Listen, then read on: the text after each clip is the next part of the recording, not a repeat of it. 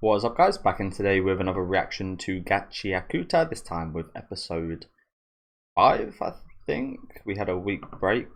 Yeah, episode 5. Looking forward to this one. It was a pretty fun episode last night, a lot of action. Us taking on some more of those beasts, we'll call them. Got a pretty good showing of the, what I think is the only female character. Oh, we did see the receptionist as well, to be fair, but one of the two remaining female characters in the show.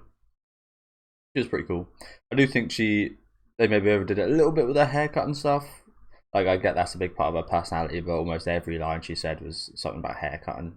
It's like, yeah, do normal people talk like that? I mean, I guess these probably not normal to live this kind of way, but you get what I'm saying. It was still a fun episode though. Probably going to be a bit more of a chill one today. Do let me know what you guys think about this episode though in the comments. Leave a like on the video if you guys do like, and subscribe to the channel if you do want to keep up to date. These guys are actually eating fucking good down there. So it's not fingers and trash we'll be eating the whole time. I was kind of expecting that after the opening couple episodes, but really good.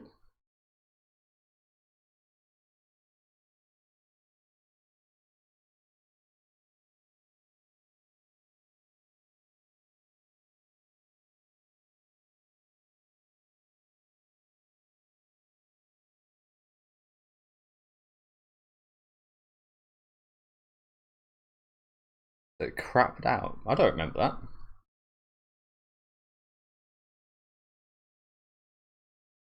Yeah, it was a box cutter. Apparently someone's able to just put them into anything. A little bit like Rudo.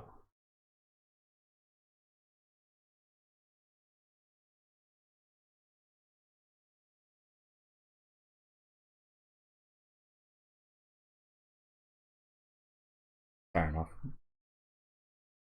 Good way to go about it, honestly. Don't get paid enough for that shit.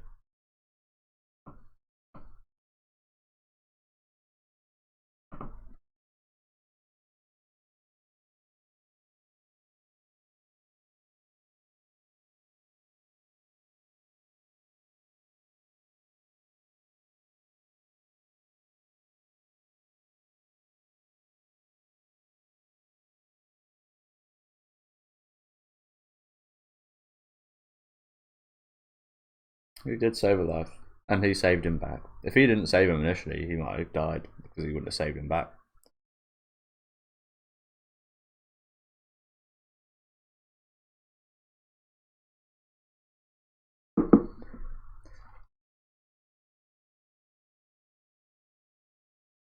Well, like I said, if you didn't do that initially, you would have actually died, maybe.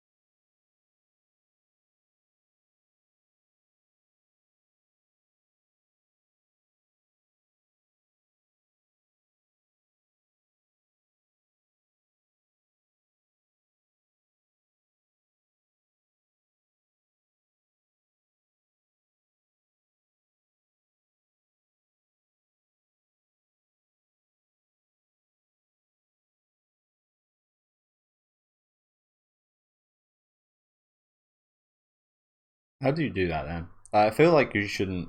I feel like it'd be very hard to kind of force a real connection with an object. Maybe you could with enough like dedication and years, perhaps, but I feel like if it's got an emotional weight like it does for Rudo, is probably a hell of a lot. Well, it's like easier, but yeah, I guess easier to have one of these objects. Like I said, I feel like almost reminds me a bit of Kurapika from Hunter x Hunter, where he kind of had to intimately know chains. You'd have to do some hardcore kind of dedicated shit like that if you wanted to make your own just like out of the blue. You didn't have like deep connection to something.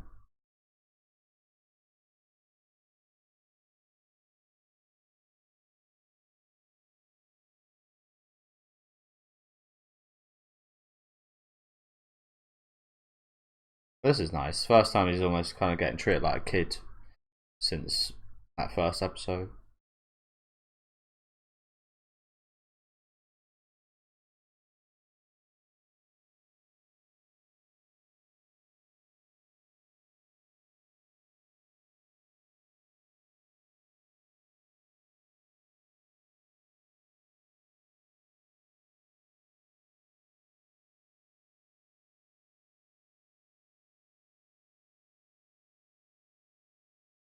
This is your family now, kid.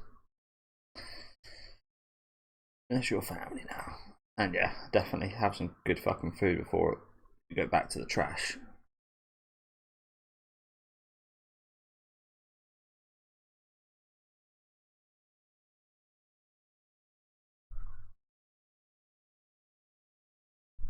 These guys are all getting giddy. Kind of spray paint performance. Maybe that's his object. Gop. Gotta say, these names of these characters really are quite blunt, aren't they? What the fuck's this shit?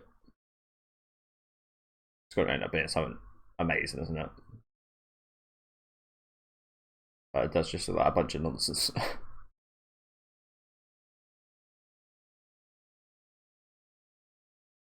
Surely this, like, surely, why would you let him do this in here? Where you guys are eating?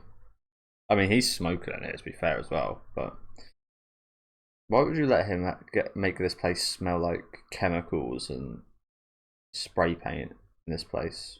No chance. I guess everyone looks like they're done eating.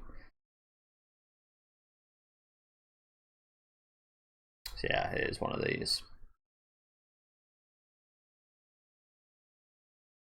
The green paint about there still looks very dodgy. But you see that where like a artist kind of draws like just something really rough and then ends up putting like loads of details in to make it look amazing. So this is again one of the guys from earlier on in the series that tried to sell Rudo off. Oh, he's got a Freddy Krueger glove.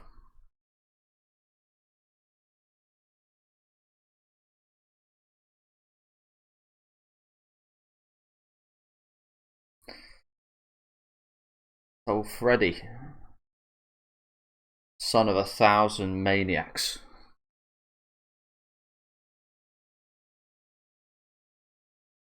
Hmm. Again, I really like all the weapons in the show. Another pretty damn cool one there.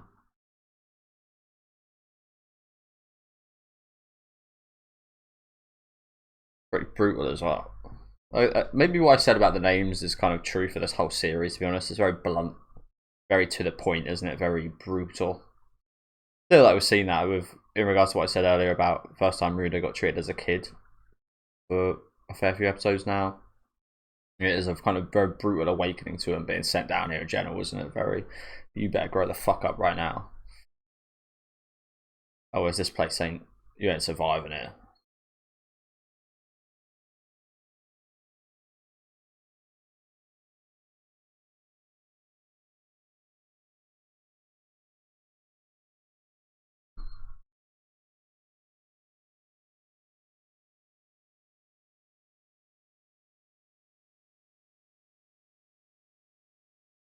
I don't know, there's one lyric in this song that just sounds like the guy's quivering. It's very strange. I don't even want to like attempt to recreate it. But he sounds like he's just like let one go. He's just like relieved himself. It's very noticeable to me. I'm not sure if you guys could hear that. Let me know because I just always hear that one certain part of the song. It's just very suspect. Kind of wish I could like mute it at the perfect time. Raiders, classic movie.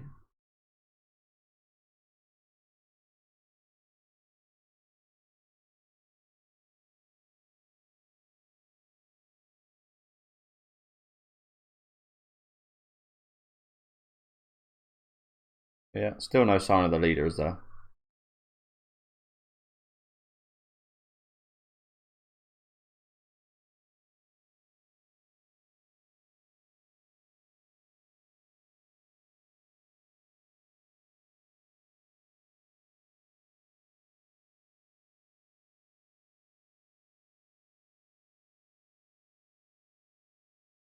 Hmm.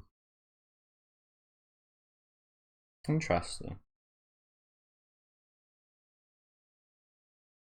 Interesting.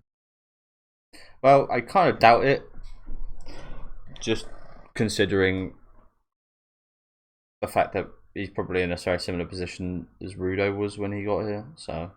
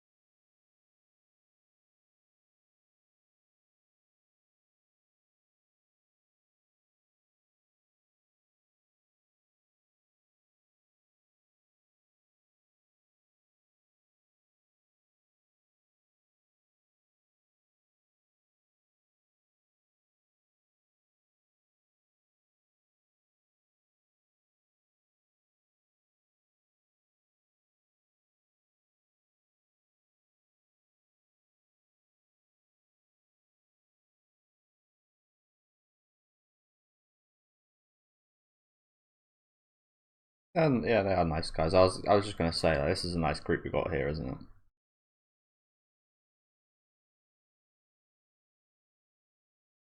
That guy. All right. Slightly creepy.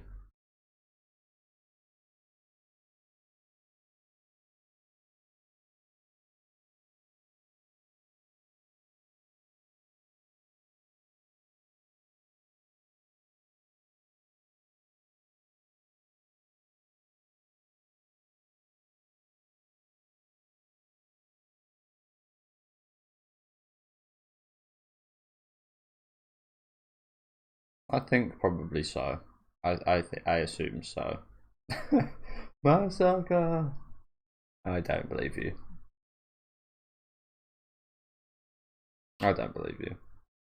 Something's up. Like you don't just care for someone like that, especially as a person living down here. There's got to be some value, something that she wants. Yeah.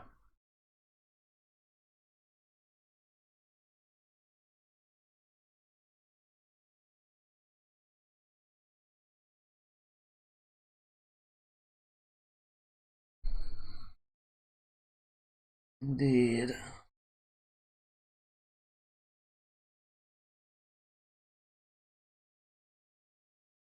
How do you say that, by the way? I want to say spherite, but I don't. That's not exactly how it's spelled, is it? Spherate something.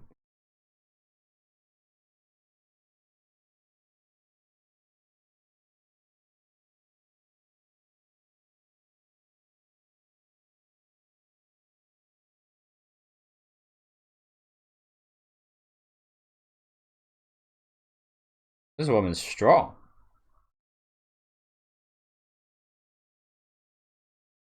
It's a doll.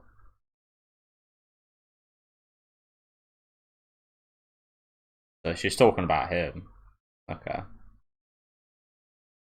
So this was a ruse to actually get a. I'm going to call it a spherite. A spherite in Rudo, actually. Okay. Well, we all knew she was shady, but she lied even more than we thought.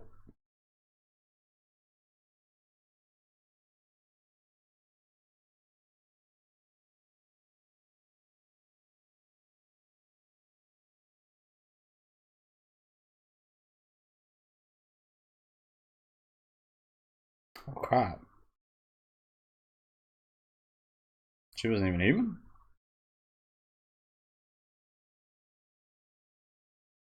Oh what? That's quite incredible. Was she not even human? Or do you reckon she's got some kind of weird ability? I don't think we've seen anything like this. We haven't seen any like transmorphing, transformation stuff, have we? The only power we really know about is these kind of givers things. But if this is a kind of object slash someone's power at work here, it's quite incredible they made her so incredibly weird and realistic. Well, I say realistic. You get what I mean. She's very expressive, like that. We all genuinely thought that she was a real person, unless you read the manga. Um, and yeah, pretty incredible job actually.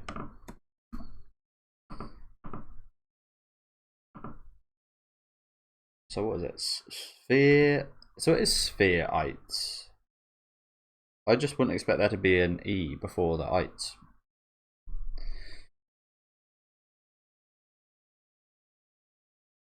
I don't know. It's obviously not a real word, so.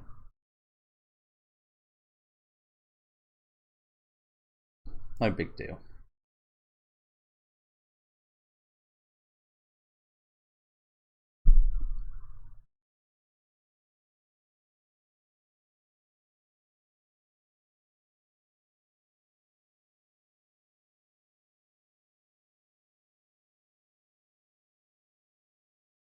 That looks like Odeon from Yu-Gi-Oh! Odeon!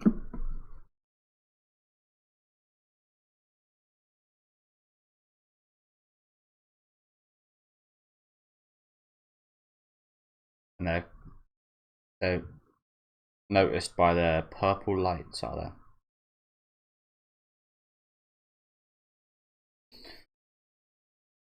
Interesting. You think that they just take what they can get?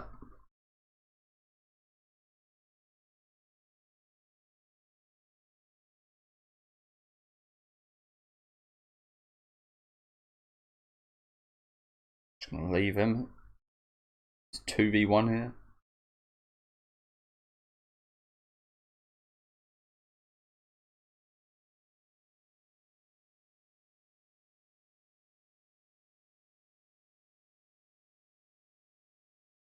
I mean, I'm pretty sure they displayed a pretty, like I said, about the impressiveness of that kind of fake person. They expressed some kind of real talent in just doing that, so I don't think these guys are anything to be sniffed at. That guy's fucking pose as well. They're like zombies, like puppets. Gonna eat him.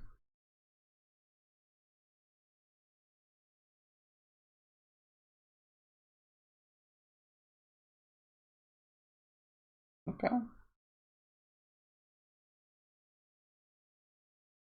And when they say plan on asking him, I assume they actually mean torture, because you could go about this a very much nicer way.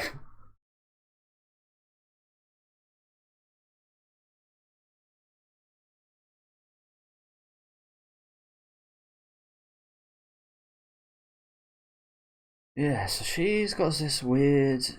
Well, I guess the puppet kind of thing. I guess that actually kind of makes sense why they do look a bit like puppets, considering her abilities. But what is the deal with this? So there is more of a different power system than just the whole object stuff, or maybe she loves mud or something. I don't know.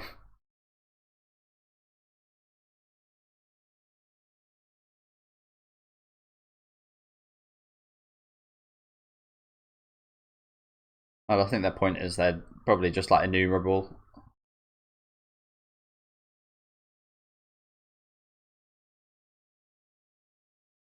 Ah.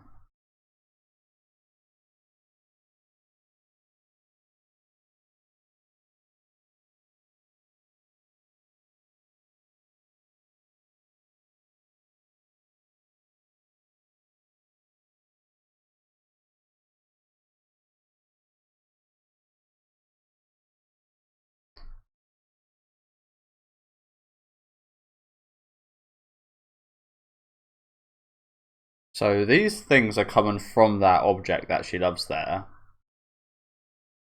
So this is, I mean, I guess I'll take this as a pretty good example of just exactly what you can achieve through these weapons. Then you could pretty much achieve anything.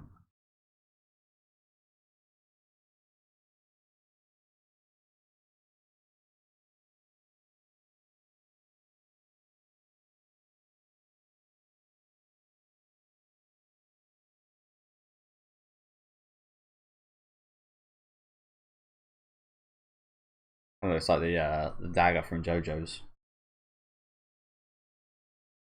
the arrow, should I say?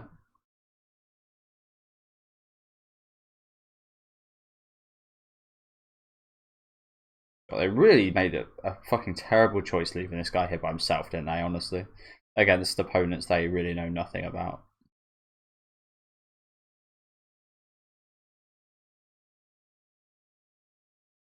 Not saying that they could have achieved too much,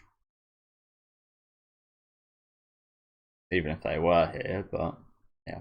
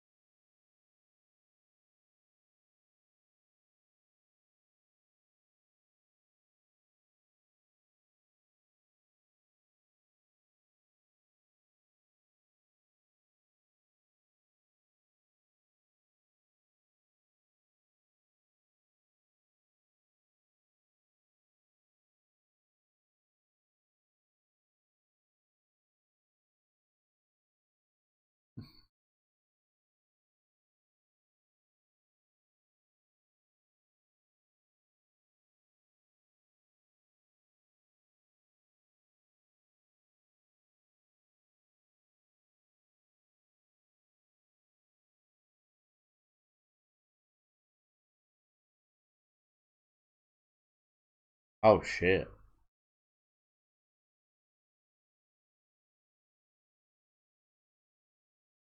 So he's using like sound waves from it. Oh shit.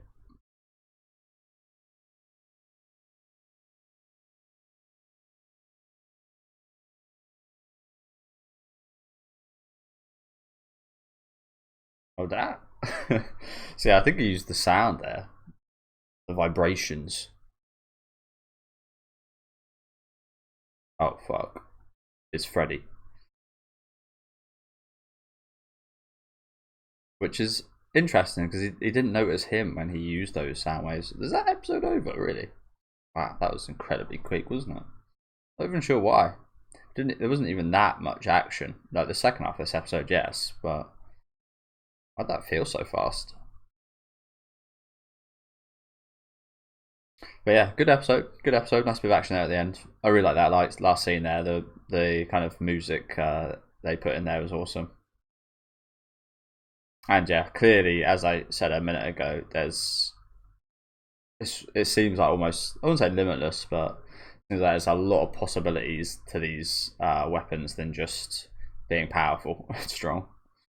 Seems like you can actually achieve stuff like, again, echolocation. I think that was maybe not echolocation. Again, I'm not smart enough to actually know what it's called, but what we just saw at the end there, and to kind of have these puppets and such as well. So that does leave the door open for a lot of possibilities, doesn't it?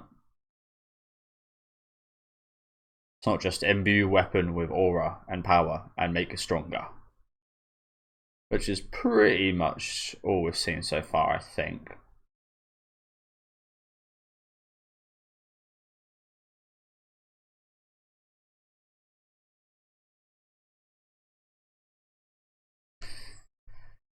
Oh, Freddy, hey. Do you know what? Freddy Krueger would be pretty powerful in this universe. He likes his he worked hard on his glove. He loves his glove, to be fair. So I remember a few scenes of him like sharpening it. So yeah, thank you guys for watching. Again, really good episode today. I guess the first half felt so good because it was just like a bit of fun, just seeing them all kind of chill out and relax and stuff. I did want to go back to that scene with Freddy. Where was it? Here.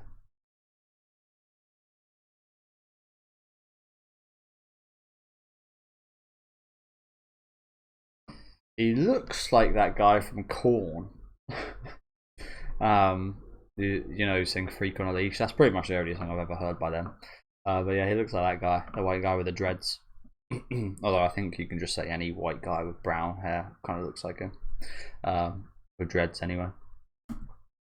Yeah, this was quite the ruthless scene here, wasn't it? Even though you don't see it, just like the implication of what happened there is pretty fucking ruthless. And I really like the stuff like that. And again, another really cool weapon. Nice to see again there is a bit more to them as well, other than just like strong weapon does strong thing, does hit hard, slash fiercely. So I really like that. And yeah, pretty awesome entrance by him at the end here as well. I liked her ability. Again, it wasn't anything like majorly complicated or anything, but I think she done a lot with a little right there. And she done a pretty convincing act, to be honest with you, to lead us all here. But yeah, another fun episode. Very much looking forward to seeing what happens next week. I still like. I get that they trust him and such, but I still feel like it is a bit like. I mean, and I also know they can't do much, but I feel like it's a little bit naive to just leave this guy alone to deal with these people that you know nothing about, really. Like, you can understand it with the beasts because that is like a known quantity, even though there is an unknown quantity in that now with the box cutter that we did see. So even then, it's a bit questionable now, but you can understand why they would leave someone alone to kind of deal with something like that if they really trust them. In the past, but now, and especially against these raiders, just feels like a very bad idea just to leave him here by himself. I don't have good vibes about this. And yeah, it does continue to feel again quite a bit like Mad Max, doesn't it? But yeah, do let me know what you guys think about this episode down in the comment section. Make sure to leave a like on the video if you guys do like, and subscribe to the channel if you want to keep up to date with these reactions. And I'll see you guys next week with episode 6.